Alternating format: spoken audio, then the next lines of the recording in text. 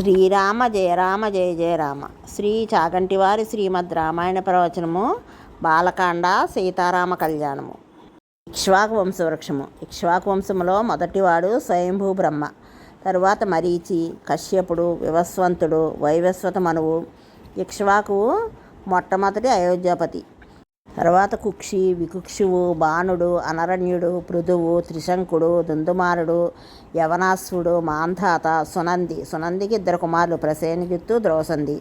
ప్రసేనజిత్తు భరతుడు, అసితుడు, సగరుడు, అసమంజసుడు, అంశుమంతుడు, దిలీపుడు, భగీరథుడు, కకుత్సుడు, రఘువు, ప్రవృద్ధుడంటే కల్మషపాదుడు, శంఖనుడు, సుదర్శనుడు, అగ్నివర్ణుడు, శీఘ్రగురు, మరువు, ప్రసుశుక్రుడు, అంబరీషుడు, నహుషుడు, యయాతి, నాభాగుడు, అజుడు, దశరథుడు, రామలక్ష్మణ భరత శత్రుఘ్నులు. ఇది ఇక్ష్వాకు వంశవృక్షము.